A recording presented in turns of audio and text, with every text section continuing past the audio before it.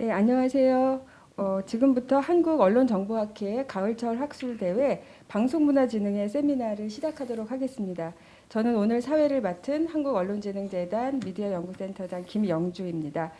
오늘 우리가 할 세미나의 제목은 혁신 기술 기반 뉴스 미디어 변화의 조건이라는 아주 중요한 주제이기도 하고요. 시의성 있는 주제입니다. 오늘 발표를 위해서 두 분의 교수님께서 발제를 준비해 주셨고요. 네 분의 교수님이 토론을 해 주실 예정입니다. 먼저 첫 번째 발표는 권장원 대구 카톨릭대 교수님께서 글로벌 환경에서의 뉴스미디어 혁신 사례라는 주제로 발표를 해 주실 거고요. 경로 의존적 관점에서 본 뉴스미디어 기술 혁신이라는 그런 제목을 달고 있습니다. 그리고 토론은 우송대 박성우 교수님, 인제대 유흥민 교수님께서 해주실 텐데 저희가 시간이 12시 45분까지 첫 번째 발제를 마쳐야 돼서 먼저 권 교수님의 발제를 한 20분에서 25분 정도 듣고 그리고 토론자 두 분 소개시켜 드리도록 하겠습니다. 네, 교수님 부탁드릴게요. 네, 안녕하세요. 방금 소개받은 대우카톨릭대 권정훈이라고 합니다. 이번에 사실 이 주제가 이렇게 하기로 된 것이 꽤 오래전 일입니다. 그러다가 이제 계속 코로나19로 인해서 이제 시간이 많이 딜레이가 돼서 이렇게 좀 지금 진행을 하게 됐는데요. 제가 사실은 이번에 준비를 하면서 어떤 새로운 혁신 사례라는 테마를 하기에는 너무 지금 정보들이 너무 넘쳐나고 있고 그 다음에 또 그 변화라고 하는 것 자체가 굉장히 급격하게 이루어지는 경향들도 있고 해서 사실은 그것보다는 조금 더 이런 테크놀로지 히스토리, 뉴스 미디어 쪽에서 테크놀로지의 히스토리가 어떤 식으로 변천해왔고 이런 것 자체가 과연 어떠한 뉴스 미디어 환경과 그다음 뉴스 미디어 기업에 어떠한 영향을 미치고 있는지를 갖다가 경로 의존이라고 하는 기본적인 관점 하에서 한번 살펴보고자 했습니다. 사실 미디어 테크놀로지에 대한 대부분의 논의들은요, 이런 사회과학적 관점보다는 어떤 기술과의 어떤 새로운 기술의 어떤 특징이라든지, 그다음에 그런 것들이 미치는 사회적 영향이라든지 이런 것들 중심으로 해서 주로 이제 히스토리컬하기보다는 종단적으로 이렇게 횡적으로 이렇게 단면에 의해서 이렇게 많이 논의가 되어 왔었는데 이번에 한번 그런 부분들을 조금 히스토리컬로 한번 보고자 하는 부분이 제 의도였다고 볼 수 있고요. 그러다 보니까 실제로 이거 자체가 현실의 관점에서 임팩트 있는 업무가 이슈로 던질 수 있을 것인가에 대해서는 사실은 저도 조금 지금 계속 좀 더 논의를 해봐야 되지 않을까라는 생각은 듭니다. 예, 그래서 이러한 기본적인 틀 아래서 오늘 경로인적 관점에서 뉴스 미디어 기술 혁신에 대해서 한번 말씀드리도록 하겠습니다.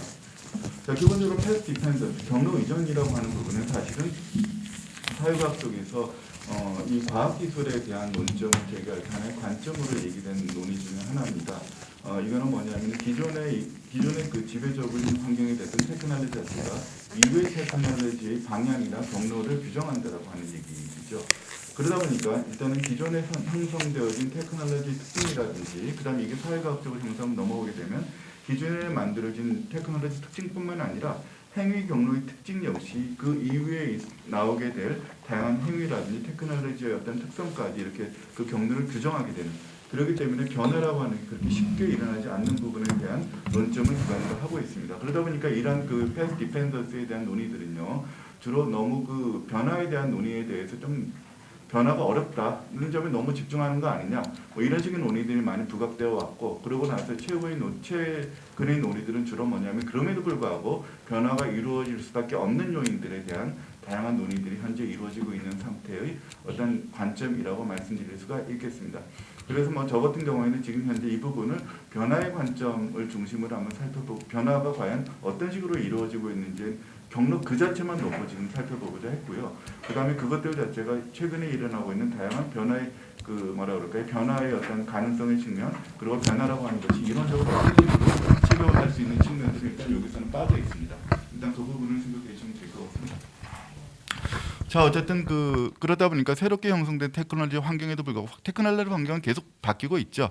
그럼에도 불구하고 기존 언론사 같은 경우는 이미 기존에 정해져 있던 행위 경로를 변화시켜야 되는데 그것 자체가 쉽지가 않다는 거죠. 왜냐하면 이미 기존의 구성원이라든지 언론 환경 같은 경우에는 내부에서 이미 기존의 테크놀로지 환경화에서 고착화된 고착화된 어떤 행위 규범이 있기 때문에 거기에 따른 갈등과 진통 수반이 불가피하고요.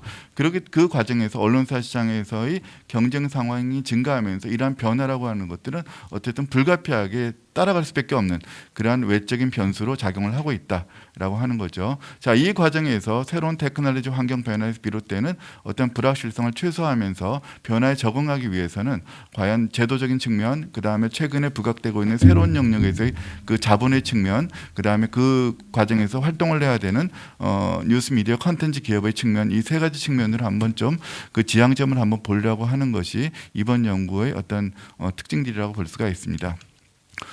예, 그 우선 뭐 이론적 논의 같은 경우는 과학기술과 산업혁명의 관계에 대해서 쭉 뭐 제가 설명을 쭉 해놓고 있는데요. 뭐 기본적인 논의는 심플합니다. 사실은 기존의 오프라인 기반의 어떤 그 과학기술의 측면들 자체가 주로 이제 3차 산업혁명을 지나면서 온라인 기반으로 전환되면서 오프라인과 온라인 기반의 다시 말씀하면 기존의 지배적인 어떤 구조와 그 다음에 새로운 구조가 함께 충돌하는 양상, 갈등을 일으키는 양상 속에서 갈수록 이거 자체가 온라인이라고 하는 대안적인 어떤 구조로 점점 이렇게 급속하게 선회하고 있는 그런 패러다임 시프트가 현재 발생을 하고 있고, 이 과정에서 산업혁명이라고 하는 의미는 이 자본이 그전까지는 노동력을 기반으로 자본의 축적을 이루어왔다고 한다면 이제 그 자본의 축적 방식을 노동력의 집약에서부터 과학기술의 활용이라고 하는 새로운 대안의 모색을 통해서 이러한 그 그 새로운 대안의 산업 구조의 어떤 대안을 돌파구를 마련하고 있다는 측면에서 사실은 산업혁명이라고 하는 의미 자체는 이 과학기술을 내세운 그 의미는 자본이 일단 내재해 있는 그런 자본 중심의 행위 경로가 기본적으로 내재해 있다라고 하는 전제를 쭉 설명을 드리고 있고요. 그리고 이 과정에서 이 산업혁명에 내재한 주요한 이행 경로 같은 경우에는 이 테크놀로지와 자본의 결합을 통해서 소위 말하는 노동 분야와 소통 분야라고 하는 걸 중심으로 해서 이러한 형태의 이 전반적인 어떤 구조의 시프트 변화를 갖다 추구하고 있다. 그래서 노동의 변화와 소통의 변화를 통해 가지고 전반적인 패러다임에 대한 갈등을 부각시키고, 이 패러다임의 갈등을 통해 가지고 소위 말하는 새로운 패러다임의 어떤 지배적인 패러다임을 부각시키는 하나의 요인으로 작용을 하고 있다라고 하는 측면들을 앞부분에 전반적으로 말씀드리고 있습니다. 뭐 표일 같은 경우에도 마찬가지고요. 산업혁명의 특징과 노동의 변화 경향 같은 경우에 쭉 표를 보시면 아시겠지만 초반에는 인간 노동의 기계 대체로부터 출발합니다. 18세기의 처음에 기계화 혁명 과정에서는 인간 노동력을 일단은 기계를 대체하는 형태로 처음에 출발했지만 이것들이 2, 3차로 진행하면서 전반적으로 인간 노동의 가장 처음에는 육체적인 노동, 단순한 노동부터 해서 이제는 가면 갈수록 고차원의 노동, 지식 노동, 정신 노동에 이르기까지 모든 부분을 갖다가 이제 노동력을 대체해가는 그러한 특징에 대해서 말씀드리고 있고요. 이 과정에서 발생하는 긍정적인 담론이라고 하는 부분은 뭐 경제적으로 효율성이 높아졌다, 뭐 기업으로서 그렇죠. 그 다음에 경제적 부의 액각은 문화적 삶이 향상되었다, 뭐 이런 측면이 있고, 부정적인 담론 같은 건 아무래도 자본과 노동자 간의 경제적 불평등이라고 하는 부분은 더욱더 가시화되고 있고, 빈부격차에 따른 사회적 갈등이라고 하는 요소들은 갈수록 심화되고 있는 특징을 보이고 있다라고 하는 것들이 일반적으로 논의되고 있는 특징이라고 볼 수 있습니다. 자, 어쨌든 이런 과정 속에서 뭐 노동 경로라고 하는 것 자체가 과거 같은 경우에는 노동 집약적이라고 한다면, 지금 같은 경우에는 이런 그 테크놀로지에 입각해서 대부분의 육체 노동이라든지 이런 것들은 테크놀로지에서 대체가 되고요. 그 다음에 이 과정 속에서 노동이라고 하는 것들은 갈수록 자본과 어떤 노동의 어떤 대가에 대한 불평등을 가속하겠다는 얘기는 계속하고 있고, 그 다음에 소통 같은 경우에는 전반적으로 초창기에는 문자 중심에서 그 다음에는 갈수록 영상 언어 중심으로, 그 다음에 영상 언어 중심에서 이제는 또 뭐냐면은 문자 언어를 보다 보편화시킬 수 있는 번역 테크놀로지 개발과 함께 더불어서 이제는 문자와 영상 모든 것들에 힘입어서 점차적으로 이러한 그 테크놀로지에 입각한 소통이라고 하는 것들이 이제는 지역의 문화적 기반, 언어 문화적 기반에서 이제 글로벌 차원으로 확산되어지는 그러한 측면을 보이고 있다라고 하는 측면을 말씀드릴 수 있고, 이 과정에서의 자본의 역할이라고 하는 부분은 어쨌든 테크놀로지라고 하는 부분을 앞세워서 이 시장의 확장을 통해서 어쨌든 자본의 재생산의 어떤 확대에까지 이르기 위한 다양한 테크놀로지에 대한 투자가 전반적으로 이루어지고 있다. 뭐 이런 것들은 여러분들이 아마 구글이라든지 다양한 플랫폼 기업에서 투자하고 있는 분야를 보시면 쉽게 이해를 하실 수 있을 것으로 생각을 합니다. 이제 그 과정에서 뉴스 기반 같은 경우에도 이런 새로운 테크놀로지를 통해서는 더 이상 새로운 테크놀로지를 통하지 않고서는 이제는 소통 자체가 어려워지다 보니까 불가피하게 뉴스 기업 역시 이런 테크놀로지에 대한 도입이 불가피하고 이 과정 속에서 이 기존의 오프라인 속에서 형성되어 왔던 기존 경로에 입각한 저널리즘 가치와 행위 경로는 더 이상 유지하기 어려운 그러한 상황에 직면할 수밖에 없다라고 하는 부분을 말씀드리고 있고, 뒷부분은 이제 소통에 대한 것들이고 금방 말씀드렸던 부분들을 전반적으로 요약해놓은 표라고 볼 수가 있겠습니다. 자, 그 과정 속에서 과연 뉴스 콘텐츠 산업은 어떤 식으로 지향이 변화되고 있는가? 앞서 말씀드린 것처럼 초창기에는 뉴스 콘텐츠 기업인 뉴스 생산을 기반으로 해서 소위 말하는 플랫폼 산업의 성장과 활용을 했는데요. 이거 자체가 이제는 뭐냐 하면은 검색 및 공유 기반을 중심으로 점점 시프트하고 있는 특징을 가지고 있다.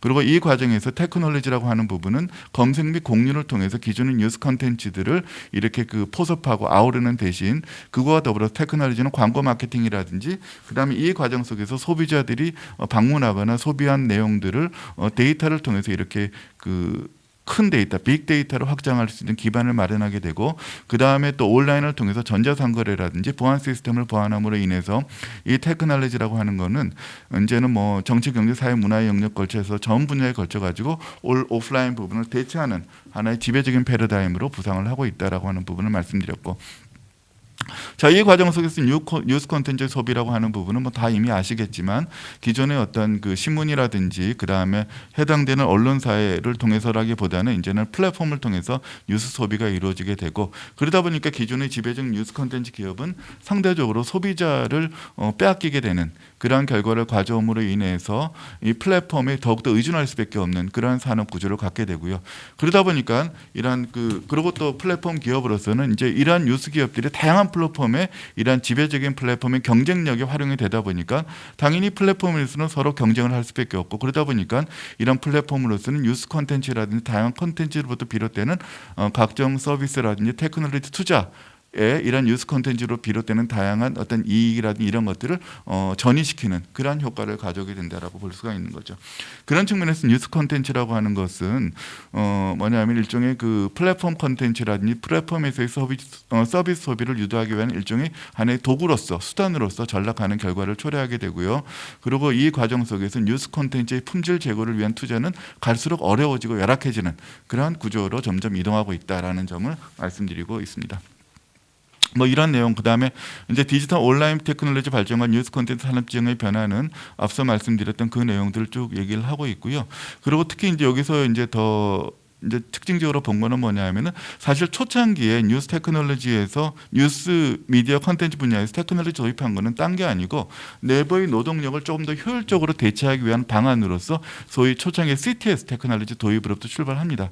처음에는 그렇게 내부적인 어떤 그 효율적 구조를 도입한다는 차원에서 이 CTS 테크놀로지를 도입해가지고 공무국 직원들을 다 이렇게 밖으로 내보내고 취재나 이런 거 중심으로 했는데, 이거 자체가 이제는 이런 산업혁명의 시기와 맞닥뜨려지면서 CTS라고 하는 부분은 점점 콘텐츠 중심이 아니라 플랫폼 중심의 어떤 산업과 연결되면서 나중에는 그 CMS 시스템으로 확장되고 되고요. 이거 자체는 이후에는 최근에 들어와서는 검색과 노출 알고리즘 중심의 어떤 시스템으로 점점 회귀하게 됩니다. 그리고 이 과정 속에서 기존의 어떤 뉴스 전문가 집단들은 갈수록 이제 그 힘을 잃게 되고, 그 다음에 생비자, 소위 말하는 프로슈머 중심의 구조로 점점 선회하게 되는 그러한 환경을 초래하게 되죠. 그리고 이 과정 속에서 소위 말하는 플랫폼 기업은 기존에는 그냥 뉴스 콘텐츠를 갖다 들여다가 그냥 그걸 가지고 비즈니스를 해서 다양한 이윤을 창출했는데, 이제는 뭐냐면은 사람들이 플랫폼을 통해서 뉴스 콘텐츠를 다 소비를 하다 보니까 이제는 플랫폼 자체가 뭐가 되냐면 하나의 뉴스 콘텐츠 소비 구조나 경로가 돼버린 거죠. 그러다 보니까 이러한 것들을 정부가 이렇게 그 핸들링하기 어려운 구조로 형성이 되고, 그리고 이 과정 속에서 기존의 플랫폼 기업은 그 시장에서 유통이나 이 전달자로서의 역할을 넘어서 규제자로서의 역할까지 확장이 되고 있다라고 하는 부분을 말씀드릴 수가 있겠습니다. 뭐 그러한 내용들 뭐 전반적으로 지금 쭉 뒤에 설명을 하고 있고요. 자, 이 과정 속에서 뭐 현재 나타나고 있는 다양한 테크놀로지 적용 사례를 보게 되면요.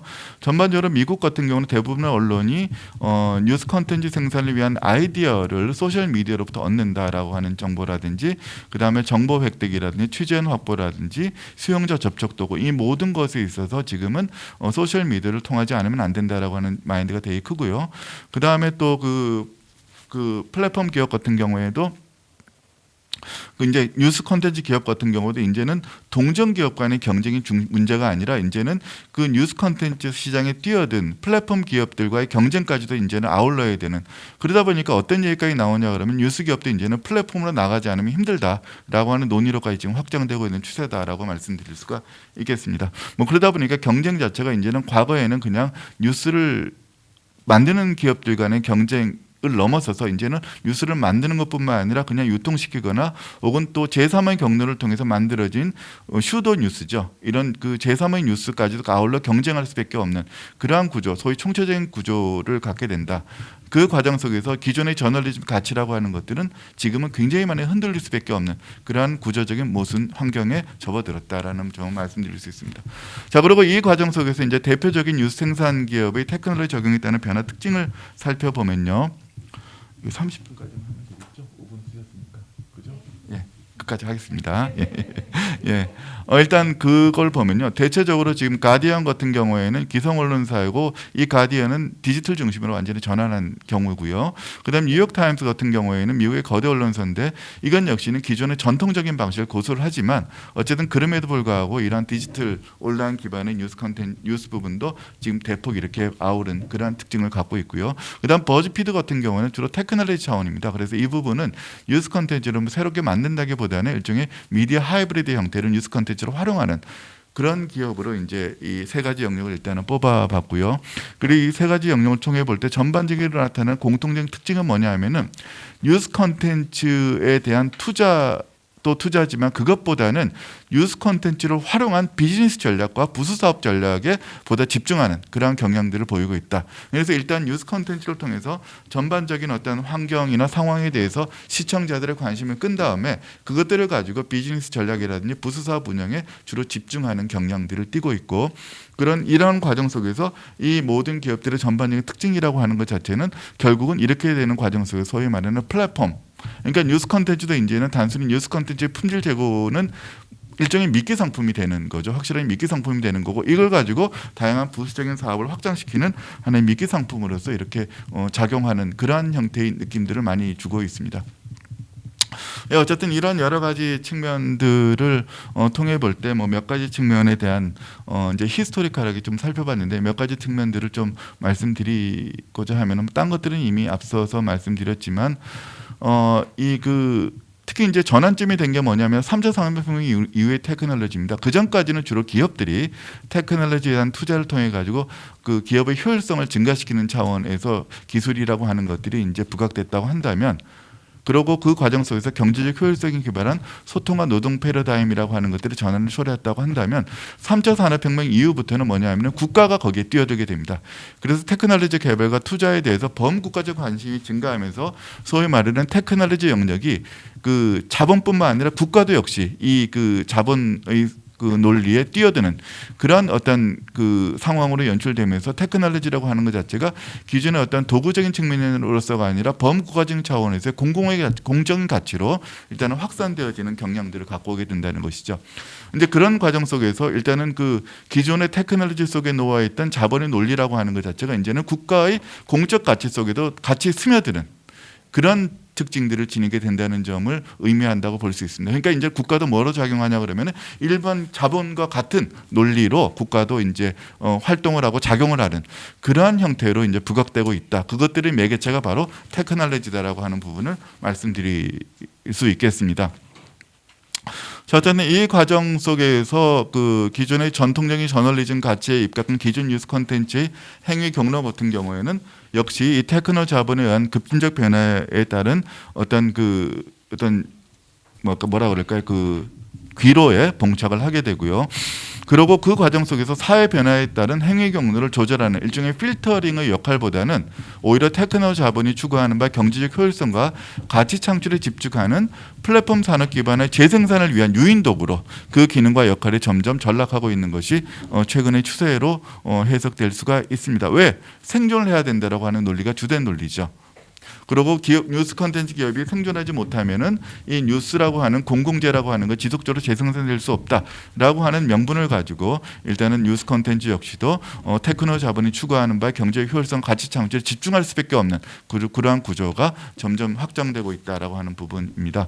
자, 그러면 이 과정 속에서 저널리즘과 같이 테크노 자본 환경이 이렇게 지배적인 과정 속에서 과연 이 행위 경로는 어떤 식으로 앞으로 좀 꾸려 나가야 될 부분의 필요성이 있는가? 이제 이 부분은 지금 사실 그 발제문에는 들어가 있지는 않습니다. 사실 이건 지금 고민 중인 문제이고요. 우선 플랫폼 기업 같은 경우에는 사실은 이 뉴스 유통 창구 개발과 수익 다각화를 도모하기 위해서는 테크놀로지 투자에 일차적으로 집중할 수밖에 없습니다. 왜 테크놀로지라고 하는 걸 통해서 특히 이제 검색과 공유라고 하는 테크놀로지를 통해서 플랫폼 기업은 계속 성장을 해왔기 때문에 여기 테크놀로지 집중적으로 투자할 수밖에 없고요. 근데 문제는 뭐냐면은 이러한 플랫폼에서 소비자들을 이끌어내기 위해서는 결국은 뭐냐면 그 속에 컨텐츠가 관건이거든요.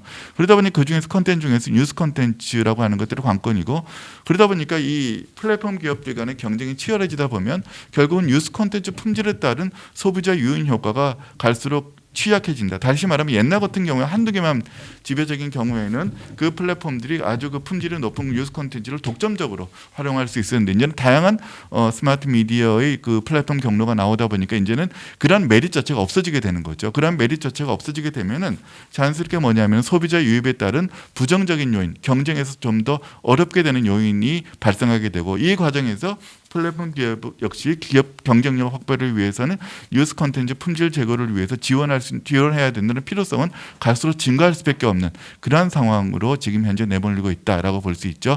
그런 측면에서 볼 때 최근에 구글이라고 하는 구글 같은 경우가 지금 그 지방에 있는 모든 신문사에게 막대한 비용을 투자한 거라든지 그다음에 고등학교라든지 그다음에 다양한 어떤 그 기관들의 이렇게 다양한 미디어 리터러시라고 하는 명분을 통해서 뉴스 콘텐츠라고 하는 부분을 조금 더 이렇게 생산자 교육을 시키는 부분도 비슷한 맥락으로 이해할 수가 있을 것으로 생각이 됩니다.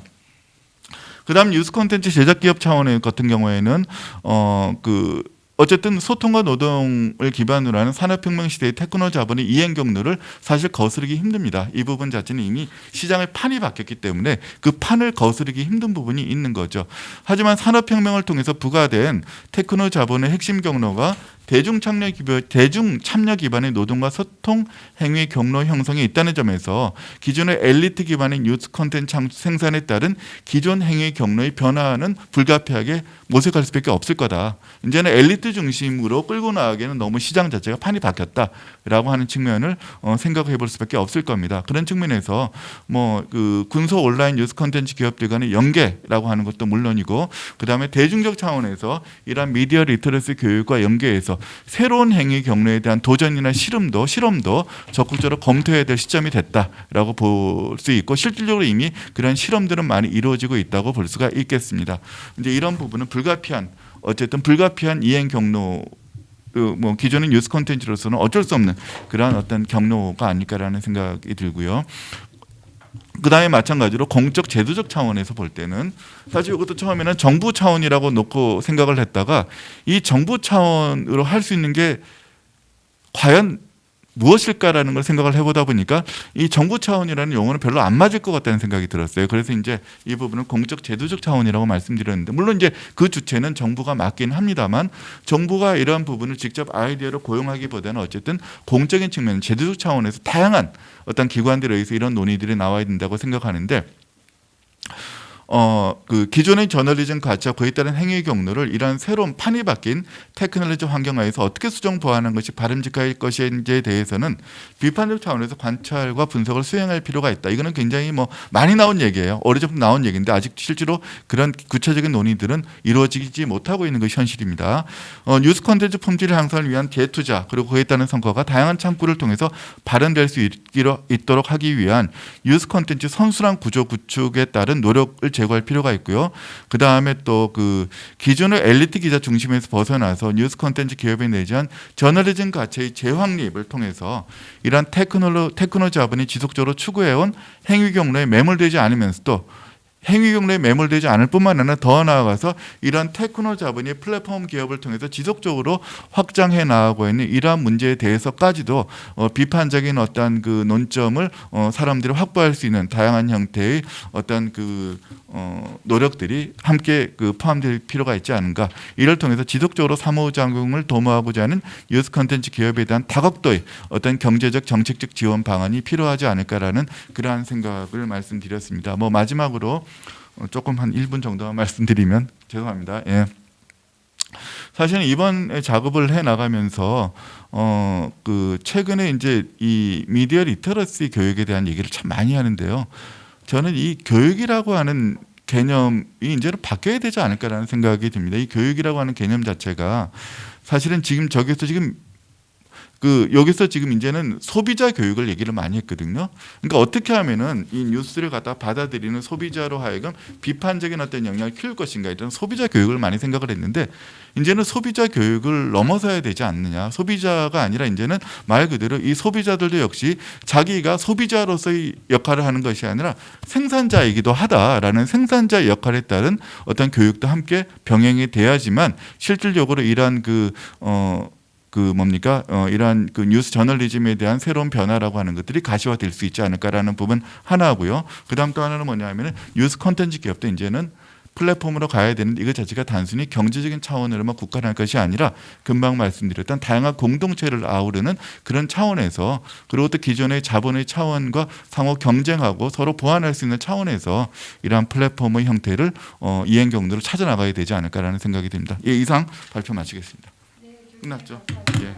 그 경로 의존은 사실은 권 교수님이 지속적으로 관심을 갖고 네. 연구하시는 그 개념이자 관점이시고요. 오늘은 이 경로 의존 관점에서 미디어 기술 혁신이 뉴스 출판과 유통, 소비, 콘텐츠 자체의 경쟁에 어떤 영향을 미치는지를 좀 거시적인 관점에서 잘 파악해 주신 것 같습니다. 그리고 마지막에 이런 재연과 이런 것까지 같이 겸해 주셔서 오늘 토론에 참석하신 두 분 교수님께서 이야기해 주실 부분이 상당히 많을 것 같기는 한데 그래도 시간의 제약 때문에 제가 일단 7분씩만 먼저 시간을 드릴게요. 여기 순서대로 우리 우송대 박성훈 교수님께서 먼저 7분 동안 토론해 주시면 좋겠습니다. 부탁드릴게요.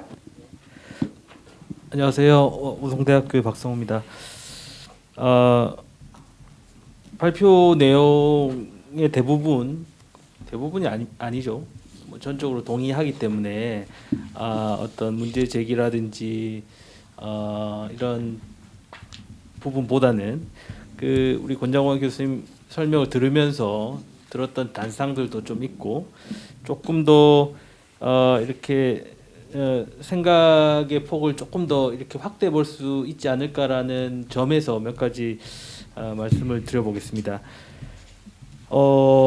혁신의 어려움에 대해서 아주 잘 설명을 해주셨는데 전적으로 동감하고요.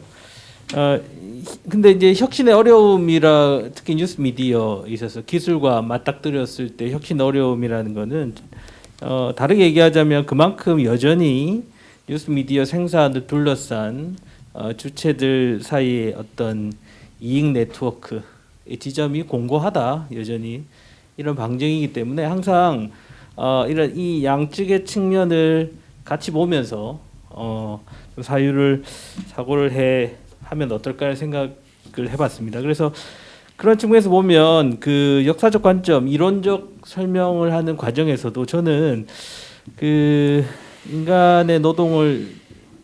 인간이 해야 될 많은 부분들을 점차 대신하는 그래서 소통을 확대할 수 있는 계기의 역사적 발전이라는 측면과 어떻게 보면 그 다른 관점에서 보자면 갈수록 인간들이 이건 뭐 큰 의미의 테크놀로지에서 적용이 되는 문제이긴 하지만 점점 더 어떻게 보면 소외돼 가고 있는 측면이 있는 거거든요. 그러니까 어떻게 보면 원래 자기가 가지고 있던 고유한 능력, 그러니까 기술과 어우러져 그렇기 때문에 그 존재에 대한 의문조차 갖지 않았던 측면들에 있어서 이제 뭐 철학적으로 얘기하면 테크네 뭐 이런 부분인데, 그러니까 더 이제 소외 지점이 커지고 있는 부분, 이것이 이제 드러나는 과정이다. 그리고 지금 시기에 저는 이게 이제 자동주의에 기반한 테크놀로지라고 보는데요. 지금 4차 산 흔히 말하는 4차 산업혁명, 이 부분 역시 어떻게 보면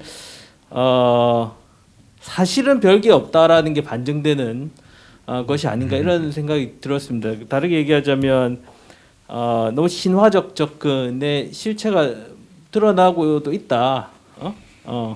뭐 알고리즘에 우리 알고리즘이 등장해서 만들어내는 뉴스의 퀄리티라든지 이런 게 어떤지, 그리고 뭐 몇몇 종편들에서 뉴스 진행자의 역할을 대신하는 어떠한 그 로봇, 그다음에 뉴스봇, 챗봇 뭐 이런 거 많이 나왔죠.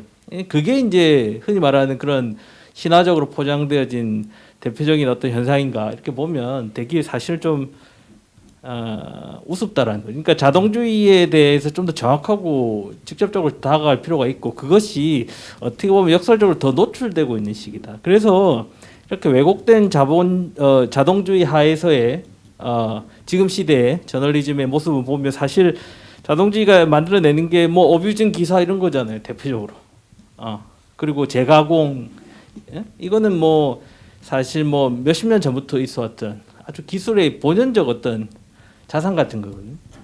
그렇게 본다면 너무 또 이거 우려할 필요가 없는 게 아닌가 이런 생각도 동시에 볼 수 있으나, 그럼에도 불구하고 여전히 사고는 좀 더 전복적이고 도전적이고 실험적으로 해볼 수 있겠다라고 하는 그 우리 권장원 선생님 말씀에 전적으로 동의하거든요. 그런 측면에서 보면 뭐 어찌 기술이 어떻게 발전하건 여전히 뉴스 미디어의 관점에서 보자면 빠져 있거나 없는 부분은 지속됩니다. 대표적으로 뭐 지역 뉴스가 있습니까, 우리나라에? 뭐 있다고도 얘기할 수도 있겠지만 없다고 저는 판단하거든요. 동북아 뉴스가 있습니까? 뭐 북미 정상회담을 할 때 뉴스의 소스가 우리나라의 매체가 되어 본 적이 있나요? 아니죠. 그러니까 뭐 여전히 비어 있는 구멍은 더 커지고 있는 이런 추세라는 거죠. 그러면 이런 환경에서 다분히 제한적이고 신화적으로 왜곡되어진 측면이 있는 이런 플랫폼, 이것들을 어떻게 역으로 건설적으로 활용할 수 있을까? 이런 논의들도 좀 즐겁게 실험적으로 해볼 수 있는 시대이다라고 조금은 낙관적으로서도 생각해 볼 수 있겠다. 저는 그런 자세가 필요하다 이렇게 생각하거든요. 다분히 뭐 공론장의 정의와 역할도 변화하는 환경에 따라서 조금 바뀌어야 될 것 같고요. 그래서 뭐 가장 올바르고 모범적이고 윤리적이고 적합한 이론들이 이렇게 소수가 이렇게 적절히 배열되는 형태의 공론장이 아니고, 이제는 좀 때로는 소음이나 뭐 틀린 얘기나 페이크 뉴스나 이걸 어떻게 재단을 하겠어요? 제지를 하겠어요? 불가능하죠. 저는 그런 것들 포함하여 공론장이라고 하는 것이 그런 것들 포함하여 이런 것들이 자연히 걸러지게 되는 메커니즘, 이것이 공론장의 어떤 새로운 변화된 지점에서의 사고 아니면 자세. 그래서 뭐 페이크 뉴스를 아쉬워하거나 한탄하는 그런 시대는 지나야 될 것 같고요. 페이크 뉴스를 어떻게 없앨까 이런 논의도 저는 적합한가 이런 생각을 합니다. 그러니까 그것들과 함께 어떻게 뭐 깔때기를 만들든 방식으로 어떻게 걸러내어서 그 속에서도 대중들이 적합한 생각을, 이거를 뭐 페이크 뉴스 교정 단체가 해주는 것이 아니고 집단지성과 창조적 참여의 과정에서 스스로 알게 되는 이런 것이 필요하지, 국가가 또 돈을 투자해서 뭐 페이크 뉴스를 언론제 저는 그쪽은 아니 조금 한계가 있지 않을까 뭐 이런 생각이 들었습니다. 그래서 전적으로 마지막으로 뭐 교수님 말씀처럼 새로운 시도, 실험 이런 것들은 그만큼의 지금의 어떻게 보면 좀 답이 안 보이는 현실 속에서 그만큼 많이 열려 있는 기회가 아닌가 이런 생각을 해보면서 제 얘기를 마치도록 하겠습니다. 네, 박 교수님 감사합니다. 딱히 질문은 없으셨고요. 대부분의 내용에 동감하셨고 그런데 그 논의에서 조금 빠졌다고 생각되는 부분을 지적해 주셨어요. 이제 기술이 좀 신화되거나 신격화돼서 왜곡되게 받아들여지는 부분, 그리고 자동화된 기술이 잘못되게 적용되는 그 현상들, 그리고 소외라든가 여전히 지역 뉴스나 국제 뉴스 같은 것의 결핍 부족에 대한 정확한 지적을 해주셨고요. 또 마지막으로 이런 새로운 공론장을 고민할 때 기술이 어떻게 결합할 수 있을까에 대한 고민도 저희한테 하나의 과제로 던져주신 것 같습니다. 그리고 팩트체크 차원에서 아까 말씀하신 부분은 방송기자연합회에서 만든 팩트체크 넷입니다. 자, 다음 토론은 우리 유용민 인제대 교수님께서 해주실 텐데요. 유 교수님은 정말 젊은 학자들 중에 몇 안 되는 정통 저널리즘 연구자이십니다. 그래서 오늘 이 발제를 들으시고 또 새로운 그런 논의를 해주실 수 있을 것 같다는 생각이 듭니다. 네, 교수님 부탁드릴게요. 네, 인제대학교 유용민입니다. 네, 저널리즘에 관한 좀 논의를 좀 열어봐라라는 주문으로 제가 이해를 하고 박상우 선생님께서 좀 기술의 문제, 예, 요즘에 안 그래도 이제 저널리즘 영역도 뉴스의 영역도 이제 기술의 문제를 우리가 어떻게 바라보고 끌고 가야 되느냐가 사실은 저널리즘 학자분들이나 좀 언론 현장의 분들도 고민이라는 생각이 드는데 그게 이제 한편으로는 이제 기술이라는 걸 마냥 부정할 수도 없고 또 그렇다고 기술이라는 걸 마냥 긍정하기에도 너무나 많은 문제들이 있기 때문에 이것들을 어떻게 돌파해 갈지에 관한 사실 문제가 이제 언론 학자들 입장에서는 이게 결국에는 어떤 이론이나 어떤 개념이나 새로운 어떤 조금 학술적인 아이디어로 사회나 언론계에 시사점을 줄 수 있을까라는 게 좀 고민인 것 같습니다. 근데 그런 맥락에서 보니까 저는 사실 경로우전성이라는 개념을 이렇게 대학 예전에 공부할 때 그냥 잠깐 스쳐 지나가만 봤는데 권장훈 선생님 페이퍼를 읽고 보니까 경로우전성이라는 개념으로 우리의 지금 흔히 말하는 디지털 저널리즘의 그간의 어떤 역사랑 좀 뭐 굴절상들 그다음에 그 속에서 우리가 뭘 고민해야 되는지 이런 것들이 좀 그림이 보이는 것 같아서 되게 좋았다는 좀 말씀을 드리고요. 사실은 처음 읽었을 때에는 막 공론장 얘기도 하시고 이제 뉴스 얘기도 하시고 기술 얘기도 하셔가지고 이거 어떻게 토론을 해야 되나 좀 걱정이 많았는데 좀 그런 디지털 저널리즘의 어떤 좀 한 피리어드를 좀 이렇게 볼 수 있었던 시간인 것 같습니다. 좀 그런 차원에서 좀 몇 가지 저도 좀 들었던 질문 중심을 몇 가지 좀 말씀을 드려보면요. 이 경로우전성이라는 개념이 이제 저도 이해하기로는 이게 되게 뭔가 비효율적이고 별로 안 좋은 거라는 걸 아는데도 사람들이 이제 쓰다 보니까 이제 글로 가게 되는 거고 나중에는 어떤 문제를 알게 됐는데 이걸 또 다시 바꾸기는 싫고 귀찮고 그러니까 포털에서 뉴스 보는 게 그냥 편리하니까 그냥 특별한 문제 의식이나 그런 거 없이 이제 가게 됐던 것 같아요. 그게 아마 경로우전성을 통해서 우리가 살펴볼 수 있는 그 디지털 저널리즘의 되게 중요한 좀 부분이었다는 생각이 드는데 이게 언론사 입장에서는 한편으로는 이제 효율적인 측면도 있죠. 일단은 어쨌건 포털에다 뉴스를 보내기만 하면 일정하게 우리 언론사의 뉴스가 소비되는 부분들이 있지만 근데 또 한편으로 말씀하신 대로 양질의 어떤 콘텐츠들이나 이런 것들을 가지고 뭔가 이렇게 큰 효과를 일으키기에는 사실 포털 저널리즘 환경은 언론사에게는 일종의 재앙이자 족쇄였던 측면이 있었던 것 같습니다. 근데 이제 거기서 한 두 가지 지점이 저희가 좀 언론 학자들이 다시 돌아봐야 될 부분이 있다고 저는 생각을 하는 게 그런 상황에서 사실 우리나라 주류 언론이나 이제 뭐 엘리트 언론, 퀄리티 언론사들이 과연 그런 경로의 어떤 한계를 극복하고서 저널리즘의 가치나 사회적인 어떤 효용을 이렇게 진전시키기 위한 어떤 진지한 혹은 어떤 정면에서 이렇게 맞부딪히는 그런 실험이 있었나. 사실 몇몇 사례들은 있었지만 그게 있었다라고 좀 보기는 어려운 것 같습니다. 그런 상황에서 언론은 이제 기존의 어떤 자기들이 누리던 어떤 담론적인 지위나 이런 것들을 유지하기 위한 차원에서 여전히 자기네들은 어떤 신뢰받을 수 있는 저널리즘을 한다라고 얘기는 했지만 그게 이른바 오늘날 디지털 수용자들이 그게 당신들의 보도가 전부가 아니다라는 걸 알게 되고서 거기에서 다른 방식의 이제 경로를 찾게 됐던 거죠. 제가 봐선 그 경로가 아마 유튜브였던 것 같습니다. 포털에서 피상적으로 얻을 수 없는 것들 혹은 공정 언론이라고 했는데 알고 보니까 저쪽 얘기를 하고 있네. 뭐 이런 여러 가지 문제들이 겹치면서 사실상 대중들이 저는 새로운 경로를 찾아 나섰다고 보거든요. 근데 문제는 그게 지금 문제가 되는 건 그 경로로 우리가 가는 게 우리 한국 사회나 한국 저널리즘이 맞냐.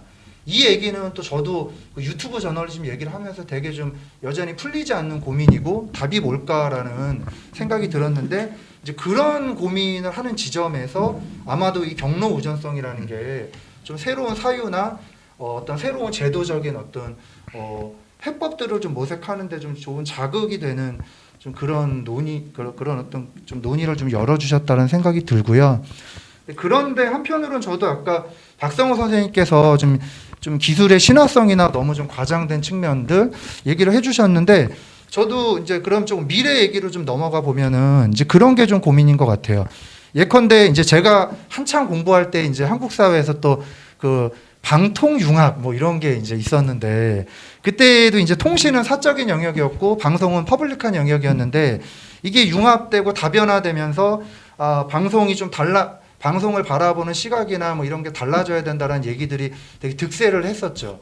근데 사실 요즘에 나타나는 이러저러한 뭐 그게 공영방송이든 종편이든 1인 미디어 방송이든 나타나고 있는 문제는 이것들을 어느 정도 이렇게 다원화 자유화 시켜줬는데 그 결과는 이게 좋은 거냐 아니라는 좀 문제의식이 큰 것 같습니다. 근데 여기서 이제 생각해 볼 수 있는 문제는 그러면 이걸 기술로 환원시켜서 이 그러니까 경로 의존이 갖고 있는 문제를 해결하는 걸 기술로 환원시켜서 우리가 풀어가야 되는 부분이냐라고 할 경우에는 결국에는 우리가 뭐 뉴욕타임즈나 영국이나 미국에서 수입했던 디지털 저널리즘의 어떤 문제의식들을 좀 한국적 상황에 맞게 이렇게 다시 적용해가는 부분들이 있는 것 같고 왜냐하면 여기 김영주 선생님도 더 잘 아시겠지만 5년 전, 10년 전에 이제 저희가 뭐 뉴욕타임즈 혁신 보고서 뭐 유료 콘텐츠 유료화 이런 것들 많이 수입은 했지만 어느 정도는 한국 현실에서는 조금 안 맞는 부분들이 있다라는 걸 느꼈고 거기에 대한 문제 의식들도 많이 제출이 됐던 것 같습니다. 그래서 그런 기술로 환원시켰을 때 해법들을 한국적 해법을 어떻게 찾아가느냐가 되게 중요하다는 생각이 들고요. 또 다른 하나는 그 조금 전에 말씀드린 것처럼 이 좀 잘못된 경로, 뭐 포털 저널리즘 뭐 이런 것들에 대해서 언론 현장에서의 진지한 대응들이 있었다고 봅니다. 뭐 예를 들면 뭐 뉴스타파 같이 어떤 그런 탐사 보도의 영역이라든가 사실 이거는 뭐 우리 뉴스를 포털에 낼까 어디다 낼까 이런 고민이 주가 되는 실천은 아니잖아요. 근데 이제 그런 부분들을 본다면 이게 한편으로 기술적 해법을 좀 더 섬세하게 발전시켜 가는 부분들 하나랑 이 기술로 시키지 않고 접근했을 때 더 혁신적이고 오히려 더 제대로 된 어떤 저널리즘을 기술과 이렇게 지금의 플랫폼 미디어 환경에서 독자들과 만나게 할 수 있는 부분들이 있는 거 아니냐. 저는 요즘에 이제 좀 그런 고민을 갖고 있어서 마지막에 이제 저도 최근에 이제 오늘 여기 나온 그 저널리즘 모포시스 책에서도 저도 조금 너무 거친 그런 언론 없는 공론장, 뭐 저널리즘 없는 민주주의 이런 것들 잠깐 소개하긴 했는데 그래서 사실 좀 약간 좀 논쟁을 좀 해보고 논의를 좀 해봐야 되겠다는 부분은 이제 탈엘리트주의 언론이라는 정체성이 나타날 수밖에 없다. 이제 그런 전망을 해주셨는데 이제 저는 이제 한 부분적으로는 동의를 하는 것 같습니다. 지금의 저널리즘은 예전처럼 어떤 권위를 수직적으로 이렇게 투하해주는 저널리즘 모델은 사실상 대중들에게 신뢰나 어떤 이런 것 유대관계를 맺기가 상당히 제한적인 부분들이 있고 대화적이고 이렇게 협력적인 어떤 그런 저널리즘 실천, 뭐 관행 같은 것들이 필요하긴 한데 그렇다 그래서 이 저널리즘이 그 플랫폼 환경에서 어떤 지속되고 좀 갱신되기 위해서 그 저널리즘이라는 제도나 문화 안에 있었던 어떤 그런 이거 엘리트주의라고 제가 표현하기가 너무 싫은데 예. 좀 그런 것들에 관한 문제를 지속시켜갈 필요는 없는 왜냐하면 이제 이거의 퀄리티 저널리즘이나 아까 얘기하셨던 무슨 동북아에 관한 이런 시선을 뭐 이런 부분은 사실 그런 게 필요하거든요 역설적으로. 그래서 이런 부분에 대해서 어떻게 생각하시는지 되게 궁금하다는 말씀 끝으로 토론 마치겠습니다. 네. 네, 그 사실은 지금 우리가 끝내야 될 시간이에요. 그래서 그 1분 정도 권 교수님한테 발언 기회를 드릴 건데 사실은 2분만. 지금 유용민 교수님께서 말씀하신 부분은 그 권 교수님의 논문에서 조금 보완이 되면 더 좋을 만한 내용인 것 같아요. 그래서 지금 이게 토론이 가능한 건 아니니까 그냥 마지막으로 한 말씀 하시는 걸로 네, 정리를 하도록 하겠습니다. 1분 30초 네. 끝내겠습니다. 예. 감사합니다. 예, 두 분 교수님 말씀 잘 들었고요. 그리고 저도 사실은 그 두 분 교수님 말씀 쭉 메모를 하면서 이런 거 정말 필요하겠다는 생각이 많이 듭니다. 다만 이제 두 가지만 말씀드리면 우선 박 교수님께서 말씀하셨던 신화라고 하는 부분은 저도 전적으로 동감합니다. 사실 그거 자체는 어떻게 보면은 그냥 뻥튀기 한 거가 많은데 다만 이게 뭐가 문제냐 그러면은 이 뻥튀기 한 걸 가지고 계속 강조하고 강압한다는 게 문제죠. 이 뻥튀기 한 걸 가지고 계속 국민들에게 너 이거 안 하면은 너 앞으로 힘들어 못 먹고 살아 이런 걸 계속 강압을 하다 보니까 사실 이게 실체가 없는 거가 실체가 있게 돼버린 거죠. 이제 거기에 대한 문제는 분명히 있다고 봅니다. 그래서 그 부분에 대한 신화의 문제는 조금 더 연구해볼 가치가 있다고 저는 충분히 생각을 하고요. 그다음 유영민 교수님 두 가지 말씀 주셨는데 우선 그 포털 경로나 이런 유튜브 경로 이런 말씀을 하셨는데 사실 이거 자체는 완전히 저는 완성된 형태라고 보기는 힘들다고 보고요. 뭐 어떤 생각이시겠지만 분명히 어떤 새로운 그 형태의 경로가 나올 거라고 생각합니다. 그 과정이라고 생각을 하고요. 그다음에 아주 중요한 말씀을 하셨는데 기술로 접근하지 않았을 때 더 혁신적인 경로를 찾을 수 있지 않겠느냐. 저는 이거는 굉장히 중요한 지점이라고 생각을 합니다. 왜냐하면 기술이라고 하는 부분은요 이미 성공한 것들을 차용해서 그걸 가지고 뭔가 할 수 있는 거는 할 수 있지만 새로운 경로를 절대 만들어지지는 못합니다. 근데 그런 측면에서 볼 때 그렇고 그리고 아까 이제 탈엘리트주의라고 하는 거는 뭐냐하면 이미 기존의 오프라인 공간에서 형성되어 왔던 엘리트를 얘기를 하는 거고요. 그리고 엘리트라고 하는 건 만드는 게 아니고 만들어지는 거죠. 그런 측면에서 볼 때 이러한 시대가 이제 조금 지나게 되면 분명히 이 시대에 부합되는 형태의 어떤 저널리즘 엘리트들이 분명히 저는 나오지 않을까라는 생각을 합니다. 이상입니다. 예. 감사합니다. 이제 우리 세 분 선생님들께 감사드리고요. 두 번째 발표 때문에 잠깐 자리 이동을 하겠습니다. 네, 감사합니다.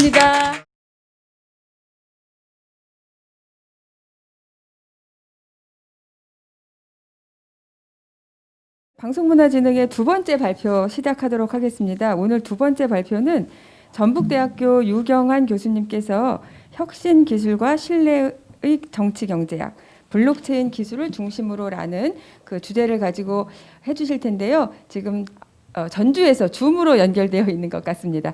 그럼 연결되는 동안 잠깐 그 이야기를 좀 할까요?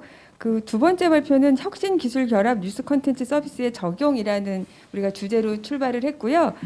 유경환 교수님께서 계속 그 블록체인 기술을 이 뉴스 미디어에 어떻게 적용할 수 있을까와 관련된 연구를 많이 하셨어요. 그래서 저희 재단에서도 공모 연구 진행하신 바가 있고 아마 지금까지 계속 그 분야에 대한 관심을 가지고 연구를 진행하고 계신 것 같습니다.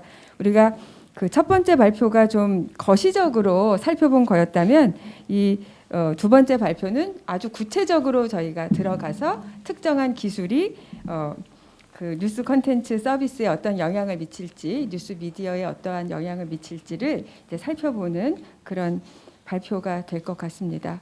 이게 줌으로 연결해서 실시간으로 하다 보니까 이러한 문제가 좀 발생을 굉장히 하네요. 많은 이 주목을 좀 받고 있었죠. 그런데 하고 계셨네요. 회사가 이제 네. 그 파산을 했어요. 그러니까 파산을 정확히 얘기하면 이제 지분을 다 양도를 하고 사업을 접었습니다. 그래서 이게 블록체인 기술을 운영하고 있는 저널리즘 사업자가 사실상 없어진 거예요. 그래서 지금 이 난감한 상황을 어떻게 좀 풀어봐야 될까 그 고민을 하다가 제가 이제 오히려 질문을 좀 던지게 된 겁니다. 이 블록체인 기술을 활용한 저널리즘 프로젝트가 그러면 이제 끝난 거냐, 완전히 실패한 거냐? 만약에 그렇지 않다면은 도대체 뭘 어떻게 좀 생각을 해봐야 될까? 뭘 바꿀 수 있을까? 이제 이런 그 질문들을 좀 던지면서 제가 이 페이퍼를 작성을 했고요. 8월달에 그래도 발표를 했는데 8월달도 또 코로나 때문에 연기가 됐죠. 그래서 오늘 이제 학술대회 때 지금 발표를 하게 됐습니다. 그래서 이 페이퍼 사실 되게 좀 시간이 많이 지난 이제 묵혀놓은 페이퍼 인셈이 됐어요. 그래서 이게 그 혁신 기술이라고 제목을 붙여놨는데 실제로는 지금 되게 그 혁신을 잘 못하는 그 기술을 가지고 지금 저널리즘을 논하게 되는 그런 좀 아이러니한 상황이 됐습니다. 자, 발표를 이제 좀 시작을 해볼게요. 제가 이 얘기를 하기 위해서 이제 데이터 테크놀로지라는 걸 먼저 말씀을 드려야 되는데, 그 데이터 테크놀로지는 크게 말하면 이제 전처리 단계 환경과 이 처리 결과물이 있고요. 그 처리 과정에서 수집 저장 분석이라는 이 프로세스를 거치게 되어 있습니다. 이 과정에서 이제 우리가 흔히 말하는 인공지능, 빅데이터, 뭐 사물 인터넷, 알고리즘, 머신러닝, 블록체인 이런 그 이 소위 말하는 지능 정보 기술 혹은 혁신 기술이라고 불리는 기술들이 등장을 하게 되죠. 이 그림은 이제 작년에 언론학회에서 나온 그 데이터 테크놀로지 커뮤니케이션 연구라는 책의 서문에 있는 그림인데요. 여기에서 이제 중요한 두 가지 지점이 발견이 됩니다. 첫 번째는 기존의 커뮤니케이션 자원의 교환 단위가 변화되고 있다.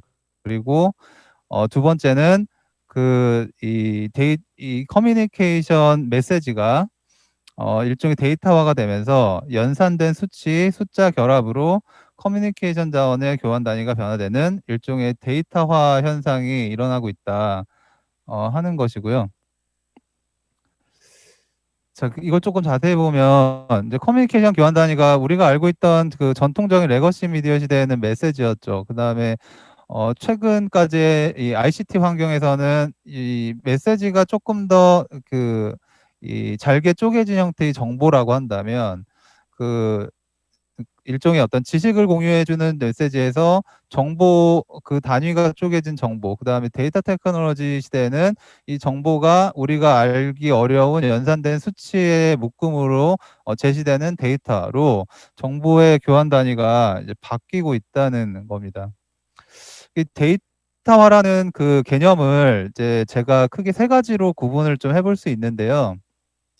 그 세 가지는 이제 지능화와 자동화와 탈중앙화입니다. 그림에서 보시듯이.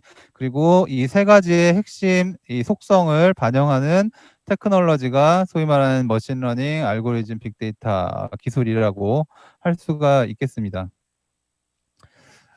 이 세 가지를 이제 좀 봐야 되는데 제가 뭐 개별적인 기술들을 오늘 말씀드리는 자리는 아니어서 그것보다는 이제 세 가지의 속성이 가진 특징을 좀 말씀을 드리는 건데, 이 지능화와 자동화라는 이 두 가지 특징은 이제 최근에 많이 언급이 되고 있는 특징이에요.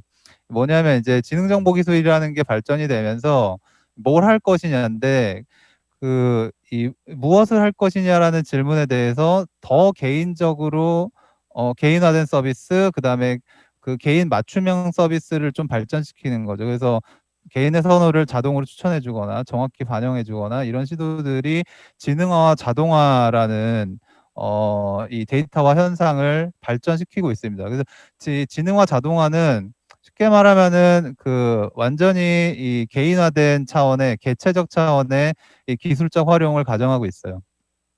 근데 이게 문제는 뭐냐면 제가 발표문에는 좀 써놨지만 이데올로기적인 측면이랑 산업적인 측면에서 사실상 이 개인화를 통해서 어떤 이익을 추구하고 어떤 이익이 획득될 수 있는지를 관점을 보면 굉장히 이데올로기적인 그러니까 개인화라는 이데올로기를 더 강화시키고 그리고 특정 기술을 소유하고 있는 이 행위자들의 수행 원리를 좀 지지해주는 그런 개념들이라고 할 수가 있습니다. 그래서 이게 정치적으로 보면은 이제 요즘에 무슨 필터 버블 그다음에 뭐 확증 편향 이런 얘기들이 결국은 공동체를 이제 양분화시키고 개개인을 좀 더 고립시키는 그런 역할을 한다고 하잖아요. 그게 결국은 공동체랑 공적 영역의 어떤 참여나 의견 개진의 과정을 굉장히 제약시키는 결과를 가져온다. 이게 이제 지능화, 자동화라는 측면에서 볼 때 데이터화를 되게 비판적으로 보는 그런 언술들입니다. 그래서 이거는 이제 개인화의 변증적인 과정에 연관되어 있는 기술적 속성이다. 두 가지는 이렇게 말씀을 드리면 이 탈중앙화라는 건 이제 분산화인데 탈중앙화라는 건 조금 다른 차원인 것 같아요. 이 연결성에 초점을 맞추고 있고요. 아까 이제 개체적인 차원에서 두 가지의 지능화, 자동화라는 속성이 있다면 탈중앙화라는 것은 그거보다는 조금 더 공동체, 그러니까 연결된 개인들의 총합, 계통적인 차원의 논의를 포괄하고 있다. 그래서 이 탈중앙화라는 개념은 사실 새로운 개념은 아니고 우리가 사실 프랑스 혁명 이후부터 이제 정치 영역에서도 사용되었고 미디어 분야에만 국한시켜도 새로운 미디어가 등장할 때마다 이 그 탈중앙화라는 어떤 거버넌스 이제 이 공적인 이상을 실현할 수 있는 거버넌스로서 논의가 되어 왔습니다. 그리고 이제 이 탈중앙화를 구현할 수 있는 최적의 기술이 뭐냐라고 얘기했을 때 바로 블록체인이다라고 얘기를 하는 것이죠. 그래서 블록체인의 그 기술적인 논의, 그러니까 블록체인을 어떤 미디어 서비스와 적용할 것이냐에 관해서 가장 핵심적인 질문은 이제 탈중앙화라는 속성에 있습니다. 그래서 이제 블록체인 기술을 조금 더 살펴보면 이제 뭐 기술적인 논의는 좀 차치하겠고요. 이 다니엘 드레셔라는 사람이 블록체인을 이렇게 정의를 했습니다. 이렇게 특정 방식의 암호 보안 시스템을 통해서 순서를 가진 상호 연결된 정보 콘텐츠 데이터 블록을 만들고 유지하는데 데이터 구조를 활용하는 P2P 분산 시스템이 이루어진 디지털 원장 시스템이다. 그러니까 간단히 얘기하면 그 거래 내역을, 그러니까 장부죠. 거래 내역을 모든 참여자들이 공유하는데 그 공유를 하려면 이 거래 장부를 뭐 한 권, 두 권 이렇게 계속 쓰니까 이 장부를 다 가질 수는 없어요. 그래서 그걸 일정 단위로 쪼개서 나눠가는 겁니다. 그러니까 어떤 거래 내역이 발생할 때마다 참여자들이 다 그 장부 조각들을 가져요. 그래서 그 장부 조각들을 연결을 해서 맞춰서 장부를 나중에 확인을 해서 검증을 하는 건데 장부를 그냥 가지고 있으면 그래도 거래 내역이 쪼가리가 다 보이잖아요. 그것도 이제 나중에 혹시나 좀 악의적인 의도를 갖고 있는 사람이 우리끼리 한번 맞춰보자 하면 이게 장부를 조작할 수도 있으니 여기에다가 암호를 걸어 놓는 겁니다. 그래서 암호를 거는 게 어떤 암호를 거냐면 이제 해시 함수를 사용하는 거예요. 그래서 이제 그 블록들 아까 쪼개놓은 그 장부 조각들마다 거기에 해시 함수를 걸어 놓고 그 암호를 맞추게 되면 그 암호에 대한 그 암호 키를 이제 갖게 됩니다. 그러니까 이거를 이제 경쟁을 붙인 거예요. 누가 빨리 푸느냐 해서 빨리 푼 사람한테 암호 키를 주는 거죠. 근데 이 암호 키를 그냥 사람이 가지려고 하면 아무런 동기가 없잖아요. 그래서 이거를 자산이란 일종의 암호화폐를 주겠다 해서 그 암호화폐를 보상 체계로 주는 겁니다. 그래서 이제 비트코인이라는 게 나오게 된 거예요. 그래서 해시 함수라는 건 사실 어려운 함수는 아닌데 이거를 이제 풀기 위해서는 굉장히 많은 컴퓨팅 자원이 필요하거든요. 그래서 그 컴퓨팅 자원을 많이 들여가지고 이 해시 함수를 풀어서 연결을 시키는 그 암호 키를 받아야 되기 때문에 실제로 이게 보상이 없으면 작동을 하지 않는 겁니다. 이제 그래서 암호화폐라는 게 이제 여기에서 생겨난 거죠. 자, 그래서 이 거래 내역 장부를 이제 나눠 갖고 그걸 암호화 시켜 가지고 암호키를 이제 가지게 되는 그 과정이 이제 블록체인이라고 본다면 그 블록체인이 가지고 있는 탈중앙화, 이제 장부를 쪼개 나눠 가는 게 탈중앙화고 그것을 이제 합의해서 볼 수 있는 권리를 주는 게 이제 탈중앙화 과정인 거예요. 블록체인의 탈중앙화를 어떻게 볼 것이냐. 이제 지금 그 이더리움의 창시자인 비탈릭 부테린이라는 사람이 있는데 이 사람이 이제 탈중앙화를 세 가지의 특징으로 정리를 합니다. 첫 번째는 구조적 탈중앙화고 이 각각을 이제 간단히 설명드리면 그러니까 거짓말을 할 때 누군가 거짓말을 해서 신뢰에 반하는 행위를 하더라도 전체 합의 구조가 영향을 받지 않는 그런 속성이 구조적 탈중앙화입니다. 정치적 탈중앙화는 어떤 소수의 사람이 그 시스템을 통제를 할 때 그 통제를 할수록 탈중앙화에 반하는 중앙화되는 시스템을 갖게 되겠죠. 이제 그거에 반하는 시스템을 지향해야 된다는 게 정치적 탈중앙화고요. 논리적 탈중앙화는 이 데이터 구조와 인터페이스 구조의 획일성 여부를 보는 건데 이거 조금 어려운 설명이기 때문에 어쨌든 그 각 단위, 그러니까 소위 말하는 그 우리가 P2P 파일 공유 사이트를 생각하시면 되는데 전체가 다 접속해야 시스템이 돌아가는 건 아니잖아요. 그러니까 일부분이 접속해도 그거 파일을 공유하는 그 파일을 갖고 있는 사람들끼리만 연결이 되면 그 시스템 돌아가는 거죠. 이제 그렇게 돌아갈 수 있게끔 만드는 게 논리적 탈중앙화라는 개념입니다. 그래서 이 세 가지의 개념, 이 탈중앙화의 속성은 이제 블록체인의 세 가지 속성이랑 정확히 그러니까 이 대응을 하게 되는데요. 그거 이제 약자로 줄여서 FAC라고 제가 얘기를 합니다. 첫 번째는 장애 허용성이고요. 장애 허용성은 그러니까 부분적으로 이게 시스템 완벽하게 돌아가지 않아요. 그러니까 부분적으로 장애가 있어요. 근데 장애가 있더라도 전체 시스템에 영향을 주지 않는 것입니다. 그래서 이제 장애 허용성을 갖는 시스템이고요. 두 번째는 공격 저항성이에요. 공격 저항성은 가령 나쁜 사람들이 이 시스템을 망가뜨려야지 하고 들어오는 어떤 적대적인 관계가 발생하더라도 공동체 전체, 그러니까 이 시스템 전체 거버넌스에 는 안전하게끔 만들어야 된다. 이제 그런 성질을 추구하는 게 공격 저항성입니다. 세 번째는 공모 저항성인데 이게 그 참여자 안에서 소위 말하는 배신자가 생길 수 있잖아요. 그 배신자들이 사익을 추구하기 위해서 우리가 그 장부를 조작하거나 이제 기록을 조작할 가능성이 있죠. 근데 그렇더라도 전체가 그런 그 공모를 이제 저지할 수 있어야 되는 거죠. 그래서 그걸 추구하는 게 이제 세 번째 공모 저항성입니다.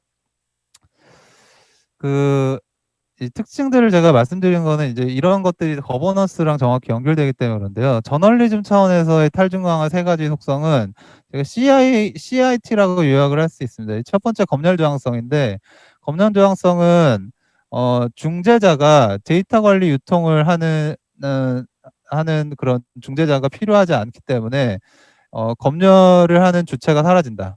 그러니까 이 보통 지금 모든 사이트들, 모든 인터넷 사이트에서는 중앙 서버가 있고 그 중앙 서버에서 누군가 컨트롤 하죠.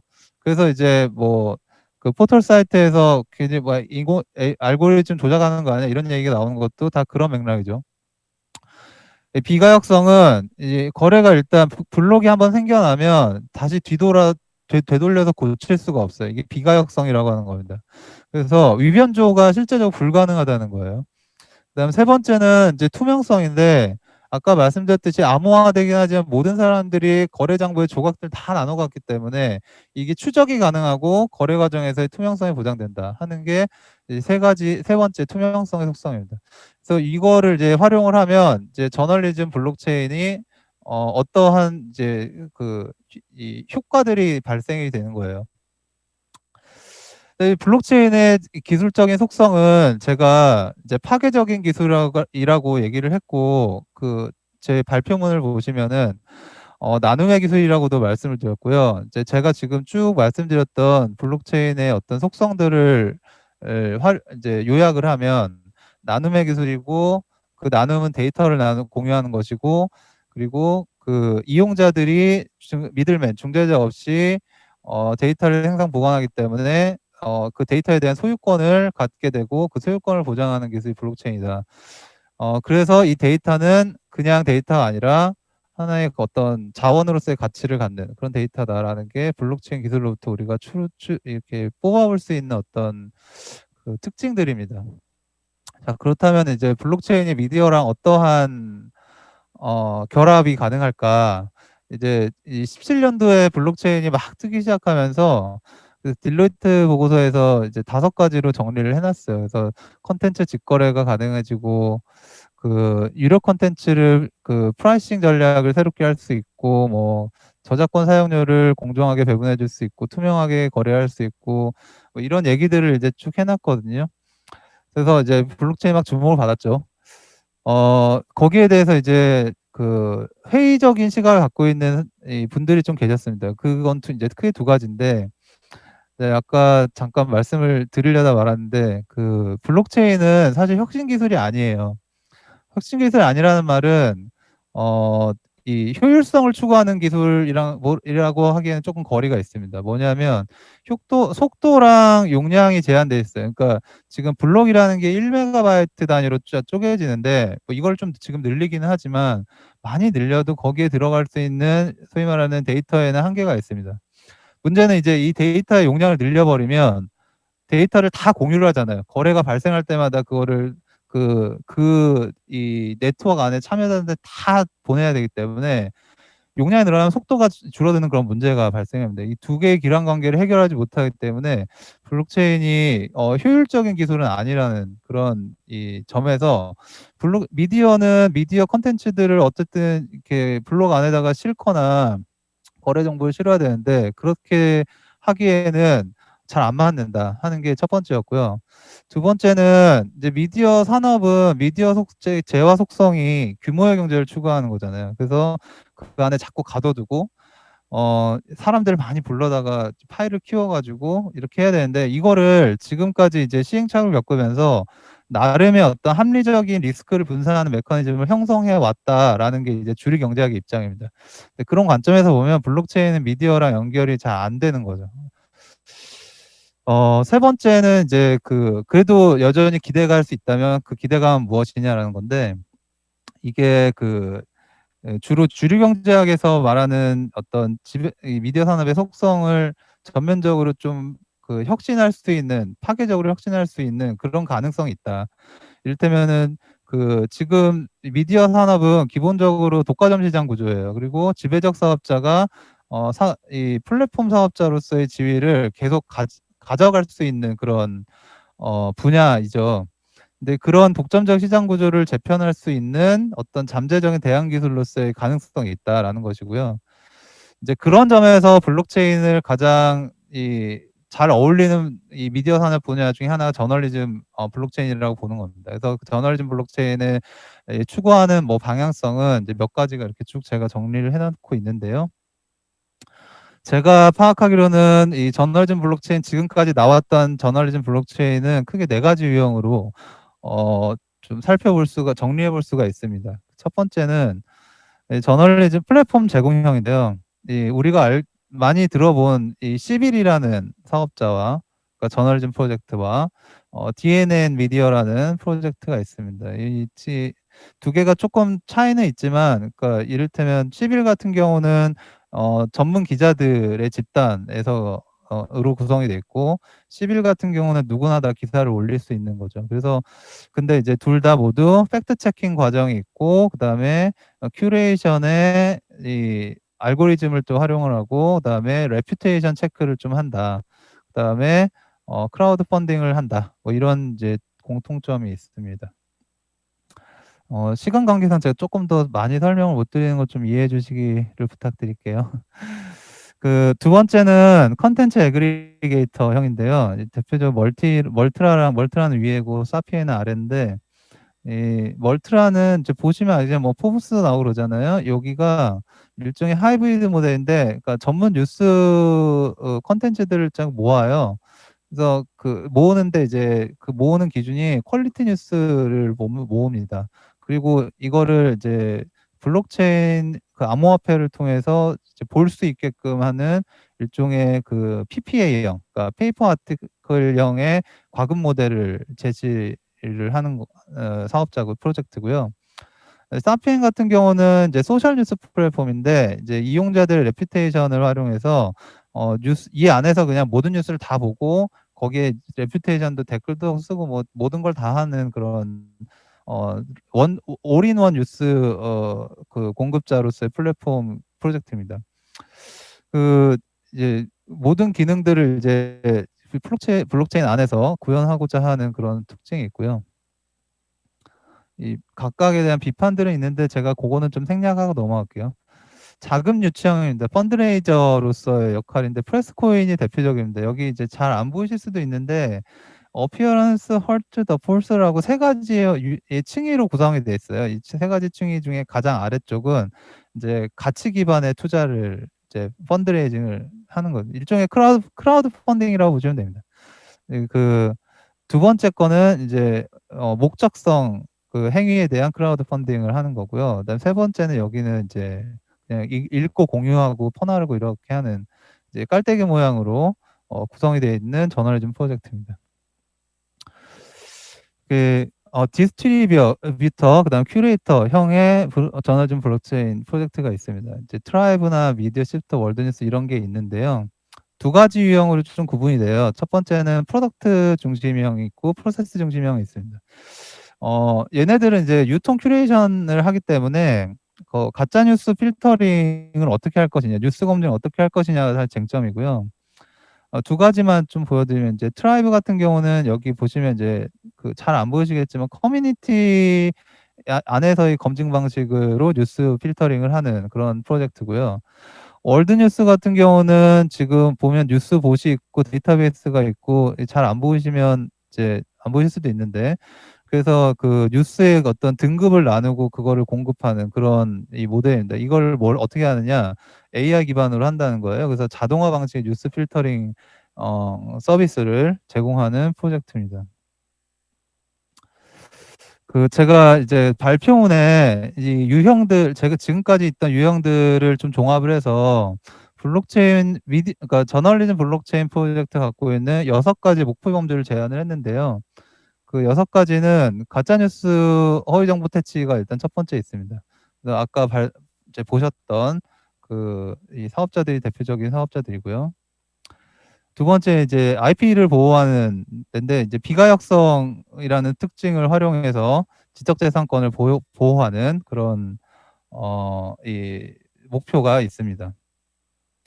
그 원저작자들에게 그 컨텐츠 무단복제를 알려주거나 무단복제를 제한하는 방식으로 이제 IP를 보호하는 그런 대표적인 사업자들인데 리포터 커뮤니티라든지 스톡블럭이라든지 바인디드라는 프로젝트 있습니다. 실제로 지금 서비스 되는 게 아니고 이제 그런 프로젝트를 하겠다라는 사업자들인 거예요. 세 번째는 이제 그 보상 체계인데 보상을 왜 하느냐에 문제가 있습니다. 지금까지 이제 저널리즘에서 문제가 됐던 여러 가지 문제가 있는데 일단 객관적이지 않다.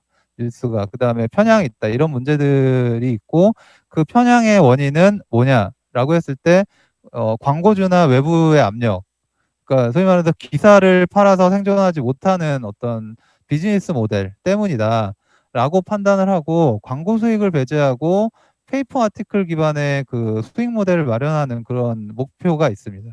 이게 아까 이제 시빌이나 프레스코인 DNM 미디어 같은 데서 이런 프로젝트들을 구성하고 있고 최근에 이제 시빌이 사업을 접으면서 퍼블리시즘이라는 프로젝트에 좀 관심을 갖고 있습니다. 이거 나중에 그 뭡니까 저 URL 링크 두신 거 들어가서 한번 보시면 좋을 것 같아요.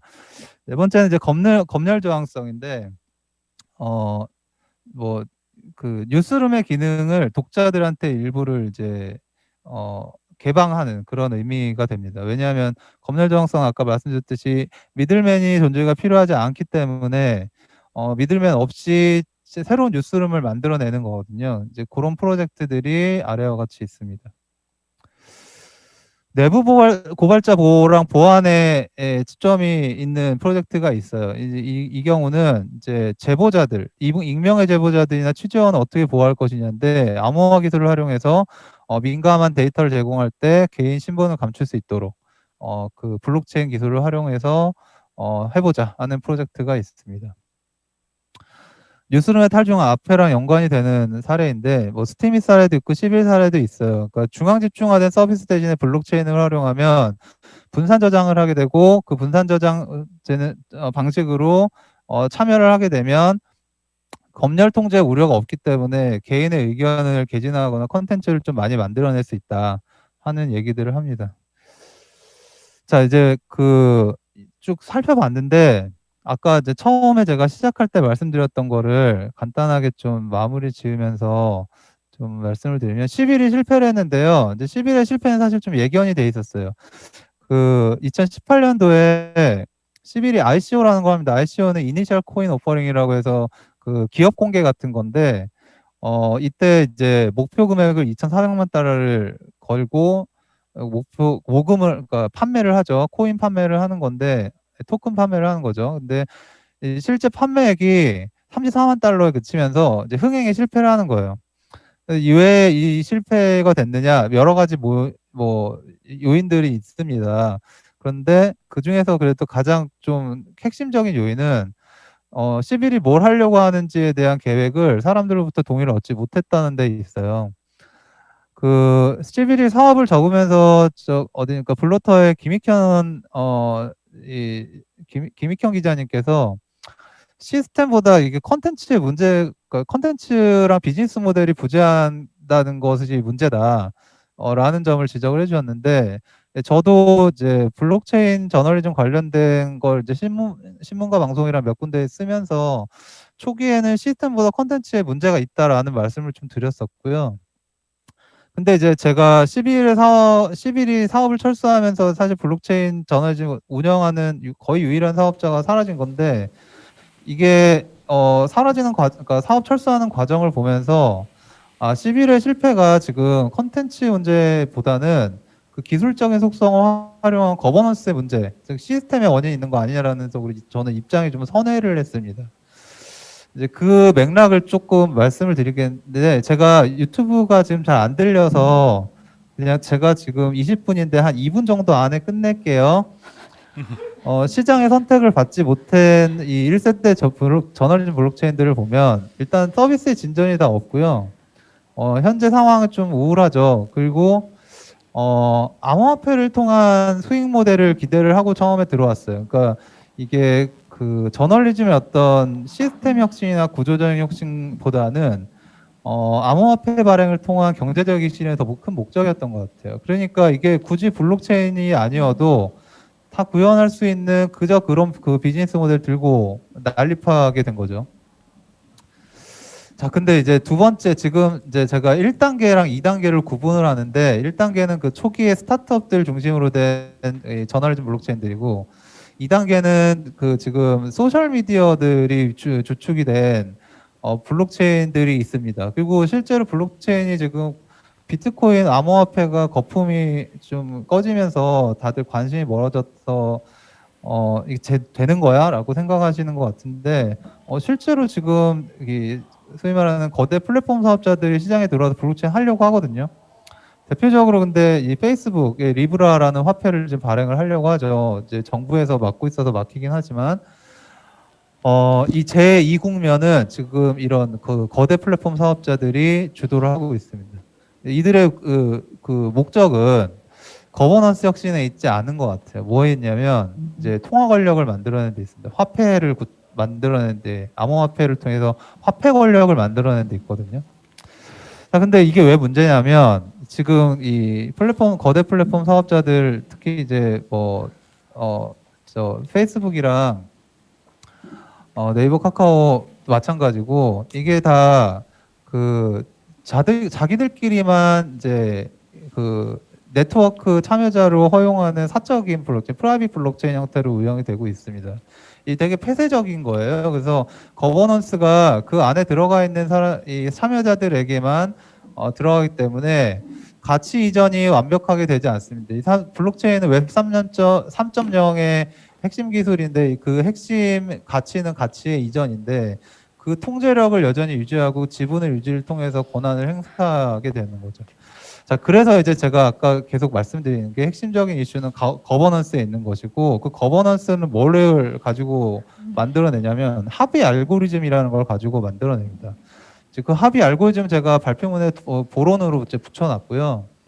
블록체인 기술은 이제 신뢰를 어떻게 합의할 것인가에 대해서 이 연산 기반의 신뢰를 제시하는 네. 것으로서 거버넌스를 구축을 네, 하는데, 교수님 감사합니다. 그 방식이 저희가 이제 여러 시간이 가지가 이제 많이 있어요. 지체가 돼서 이 바로 여러 가지 토론을 방식들 좀 중에서 부탁드리려고 합니다. 공적인 서비스 영역을 김광수 교수님 확대하고, 먼저 그다음에 저널리즘이라는 5분 어떤 그 정도 민간과 토론을 공공이 좀 결합되어 드릴 있는 텐데요. 이 서비스 안에서 민주적 거버넌스를 좀 잘 구축하려면 어떤 거버넌스를 필요가 필요한지에 대해서 논의를 해야 될 안 들리신다고. 시점이다라는 얘기를 드립니다. 예, 예.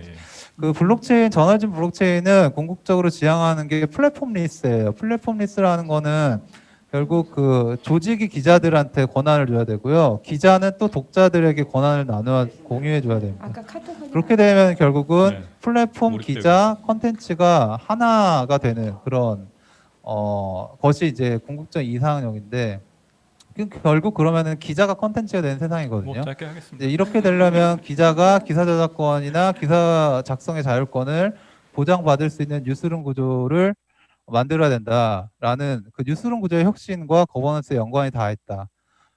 라는 점을 말씀드리면서 24분이네요. 제 발표는 여기서 마치겠습니다. 시간을 조금 오버했습니다. 죄송합니다. 네, 선생님 감사합니다. 저희한테 남은 시간이 10분밖에 없어서요. 제가 김광수 선생님께 4분, 최용경 선생님께 4분 부탁드릴게요. 네, 죄송합니다. 예, 처음에 이 발표자의 논문을 읽으면서 저는 그 제목을 보고 사실 그 제목의 신선함에 좀 많이 좀 감동을 했었고 그 내용을 쭉 따라가려고 많이 노력을 했었습니다. 저 개인적으로 사실은 저는 영상 매체학 전공이기 때문에 또 뉴미디어 영상 매체학 전공이기 때문에 블록체인 기술에 대해서 그렇게 잘 숙지를 하지 못했었지만 이번 기회를 통해 가지고 잘 숙지를 할 수 있게끔 도와주셔서 감사드립니다. 제가 먼저 그 말씀드리고 싶은 거는 우리가 어떠한 전제 안에서 지금의 큰 흐름 안에서 무엇을 생각해야 할 것인가를 한번 논하고 싶은데요. 먼저 우리가 텍스트와 사진의 데이터베이스를 가지고 있었던 신문사들이 텍스트와 사진 중심의 인터넷에 적응하지 못하고 그 포털 인터넷에 그 헤게모니를 상실했었던 거 그리고 그 콘텐츠 공급자로 전락했었던 것들을 저희가 이미 20년 전에 목격을 했었습니다. 그다음에 지금은 영상에 관련된 데이터베이스를 가지고 있는 방송사들이 그 영상 콘텐츠 중심의 플랫폼에 적응하지 못하고 마찬가지로 그 헤게모니를 상실하고 있습니다. 여기에는 저는 그 이유를 극단적으로 평가하자면 그 올드미디어인 신문사와 방송사들이 자신들의 방대한 양의 요즘식으로 표현하는 빅데이터를 가지고 있음에도 불구하고 그 컨텐츠의 저작권만을 지키려고 했었던 것이 패착이라고 생각합니다. 그 네트워크 시대는 분명히 도래했었고 새로운 네트워크와 유통망이 있었음에도 불구하고 그 콘텐츠가 유통되면서 부과되는 수익과 또 사용자들이 그 콘텐츠를 자유롭게 이용해서 부과되는 수익을 같이 쉐어하려는 생각을 하지 못하고 있습니다. 역시 그것을 지금 생각하고 있는 것은 우리가 이제 구글의 유튜브라고 대표적으로 할 수 있겠죠. 그다음에 기존의 포털들도 블로그나 카페 중심에 올라갔던 글과 사진을 가지고 그 광고 수익을 나누는 그런 합리적인 수익 구조를 가지고 있습니다. 그 발표자의 그 논문을 읽으면서 제가 조금 안타까웠다고 표현하기 좀 그렇고 조금 논점이 좀 흐려졌다고 생각한 게 뭐냐면 이 정치 경제학적 입장에서 시작을 하셨다가 이 미디어 경영의 입장에 가셨다가 디지털 커뮤니케이션의 입장에 가셨다가 뭐 쉽게 말하면 뭐 CMC라고 좀 좁혀서 더 얘기할 수도 있겠고요. 그 왜냐하면 메시지가 정보가 데이터화된다라는 그 측면에서 갔다가 갑자기 이제 블록체인 저널리즘이라는 그 용어를 사용하셔서 그렇게 설명을 하셨습니다. 근데 여기에 물론 블록체인이 갖고 있는 그 저널리즘의 생산 과정에서의 아주 우수함을 저희가 통감을 하고 있지만 여기서 논점이 많이 좀 왔다 갔다 하셨다는 것이 조금 제가 읽으면서 조금 이해가 안 됐던 부분이고요. 자, 저는 뭐 여기까지가 가장 기본적인 저의 코멘트고 저는 좀 디테일한 측면에서 사실 질문하자면 과연 블록체인이 탈중앙화인가라고 하는 근본적인 질문을 드릴 수밖에 없습니다. 왜냐하면 이 블록체인을 이용해서 누구를 위한 탈중앙화인가, 기자들을 위한 탈중앙화인가, 아니면 뉴스 소비자를 위한 탈중앙화인가, 아니면 계속 발표자도 얘기하고 계시지만 우리가 지금 뭐 신흥 IT 자산가들, 신흥 IT 부르주아, 뭐 신흥 IT 뿌띠주 이게 뭔가 이렇게 명명을 해야 되죠. 어쨌든 이 기술 중심의 신흥 자본가들에 의해서 새로운 헤게모니가 옮아가는 것이 아닌가라는 생각이 더 듭니다. 예를 들면 영국의 저작권이 출판업자들에 의해서 작곡가나 작가들의 헤게모니를 획득했듯이 최근에는 그 음원 사업자들이 DRM이라는 디지털 라이트 매니지먼트라는 그 기술을 통해 가지고 그 원래 창작자들의 가치보다는 본인들의 헤게모니를 더 획득하고 있는 추세를 보고 있을 수 있는 거죠. 혹시 뭐 하실 말씀 있으신가요? 예. 그래서 마찬가지로 이 블록체인이라는 좋은 기술을 가지고 있음에도 불구하고 블록체인의 원래의 의미보다는 사실 이 비트코인이라는 경제적 가치에 더 몰두되어 있습니다. 그래서 그 비트코인을 통해서 획득되는 가치가 정말 그만한 데이터의 값어치인가 진짜 정보인가라는 의문을 가질 수밖에 없게 되는 거죠. 따라서 지금 이 블록체인을 가지고 있었던 원래의 그 의미, 철학적 의미 뭐 이런 것들을 차치하고라도 이것을 통해서 얻게 되는 경제적 이익들은 그 신흥 자본가들에 의해서 기술 중심의 IT 자본가들을 위해서만 그것들을 획득하고 있는 거죠. 마찬가지로 이 발표자가 얘기하고 있었던 그 딜로이트 보고서나 여러 가지 보고서를 통해서도 얘기하면은 결국 이거는 미디어 경영자를 위한 미디어 회사를 위한 그 이득만 줄 뿐이지 사실 이 기술을 통해서 뉴스 생산자나 뉴스 소비자들한테 직접적으로 주는 이득이 없었다는 게 조금 안타깝고요. 저는 그렇지만 이 가능성을 사실 살펴보자면 그 결론에도 이제 제가 이제 듣지 못했던 새로운 결론을 말씀해 주셔서 너무 감사한데 우리 푹스의 이론에 전적으로 동의를 하고요. 푹스에서 그 모든 사람들의 접근권과 공공의 이익을 줘야 한다라는 거에 동의를 하고, 그다음에 그 발표문에도 나왔다시피 알사카프와 워드슨의 그 프로젝트에도 저희는 전적으로 동의합니다. 따라서 사실 이 블록체인이 과연 그 실패한 기술인가, 저널리즘에 적용되는데 저는 그렇지 않다고 보고, 그 네 가지 결론 부분에서 말씀하셨던 것 중에서 플랫폼 제공형에 조금 더 그 무게를 실어드리고 싶습니다. 가능성을. 왜냐하면 저 개인적으로도 그 올드 미디어였던 언론사에서, 신문사에서 디지털 신문사로 전환되는 그 디지털 뉴스 프로젝트에 같이 참여했었던 경험으로서 기자들의 입장에서, 뉴스 생산자의 입장에서 보자면 이 그 플랫폼 제공형 같은 경우에는 그 아까 말씀하셨던 것처럼 개인 기자나 아니면 전 세계에 있는 통신망에 속하에 있는 전 세계 기자들이 자신들의 기사들 그 어떠한 데스킹 없이 올리고 그것이 유통될 수 있는 유통망이 형성이 된다라면 훨씬 지금의 원래 가졌었던 탈중앙화적인 개별 언론사의 언론사 중에서도 많이 그 헤게모니 갖고 있는 그런 곳에서 좀 벗어나서 자유롭게 그 기사를 쓸 수 있고, 그런 기사들이 유통이 될 수 있고, 그곳에 접속해서 볼 수 있다는 점에서는 그 무게를 실어드리고 싶습니다. 그러나 여기에도 문제가 되는 것은 과연 그 기사를 볼 때 우리가 어떠한 형식으로 지불을 해야 되는가? 그럼 결국 이게 그 화폐 교환의 가치가 다시 적용이 되는데, 그래서 이것이 탈중화가 이루어질 수 있을까에 대한 근본적인 의미를 다시 한번 드리고 싶습니다. 네, 시간을 너무 못 드려서 죄송하고요. 좀 블록체인에 대한 비판적인 관점에 대해서 피력을 해주셨습니다. 특히 탈중앙화와 관련된 문제 제기를 좀 많이 해주셨고요. 최 교수님 죄송합니다. 좀 짧게 부탁드릴게요. 예, 학회 역사상 뭐 코로나 시국이고 해서 저는 그냥 유 선생님 발제문도 그렇고요. 너무 재밌는 좋은 화두를 주셨고 덕분에 좀 정신이 번쩍 드는 부분도 있었는데요. 그냥 주문만 하고 끝날게요.